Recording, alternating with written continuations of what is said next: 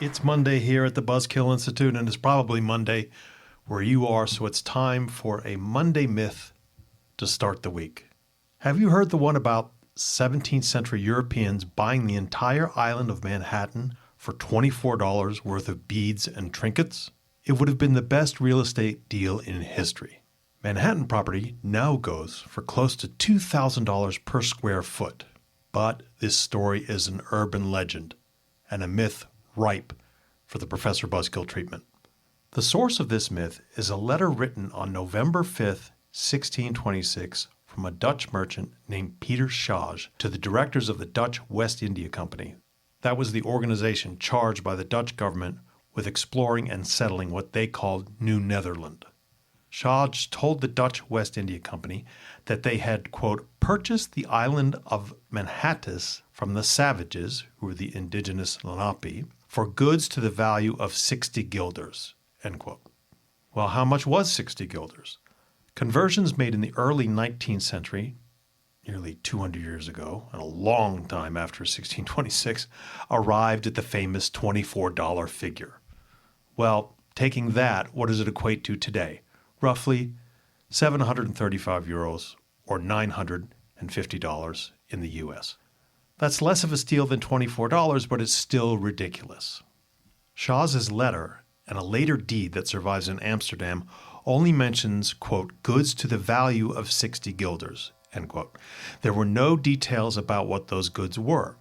Better records survive from when the Dutch purchased Staten Island 10 years later in 1636, and it's reasonable to think that the purchase of Manhattan was for at least the same value, if not more.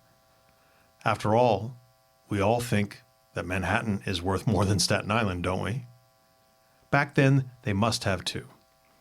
Staten Island was paid for with, quote, 10 boxes of shirts, 10 rolls of red cloth, 30 pounds of powder, 30 pairs of socks, 2 pieces of duffel, some awls, 10 muskets, 30 kettles, 25 adzes, those are sort of little axes, 10 bars of lead, 50 axes, and some knives, end quote, according to that deed.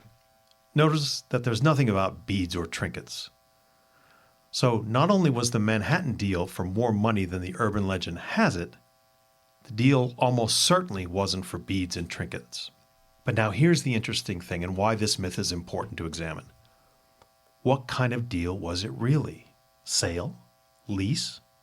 Rental? The whole $24 thing has obscured a really fascinating and important historical issue. What were the Lenape giving the Dutch in return for their payment? Now, the standard story/myth says that they sold them the island of Manhattan, lock, stock, and barrel for that amount of money. This myth is reinforced by a stereotypical conception that Native Americans didn't think about land the way Europeans did, that they didn't realize the value of Manhattan, and even that they didn't think of land as property that could be sold. In other words, the thinking goes, Europeans were able to hoodwink, or rip off, quote, backward people into giving up the most valuable spot in North America. Historians of Native American law and tradition say that the Lenape and almost all Native American groups had highly sophisticated and complicated laws and understandings about the nature of land ownership and use. Most Native American groups lived on land that was owned by the whole group, but it wasn't a simple sort of communal ownership. Many groups recognized and allowed different types of permanent and semi-permanent individual rights to certain land. Most importantly, this involved acquiring the use of land. Individual Lenape could acquire land use rights over areas of land, even tribally held land, as well as usage rights over commonly owned buildings and patches of vegetation or cultivated areas by either paying for the privilege or inheriting that privilege.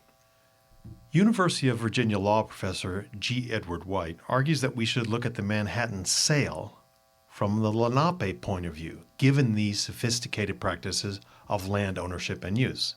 It's highly likely that the Dutch payment of 60 guilders worth of goods was in return for the Lenape allowing the Dutch to be additional occupants of Manhattan. This would have given the Dutch some hunting rights and other rights to use parts of the island while retaining the Lenape ownership of Manhattan. This means that it's highly probable that the Lenape were only renting parts of Manhattan or granting certain usage rights to the Dutch. Now, it's also possible that the Dutch did not understand these subtleties. Without a copy of the treaty, we don't really know what the Dutch thought they were buying.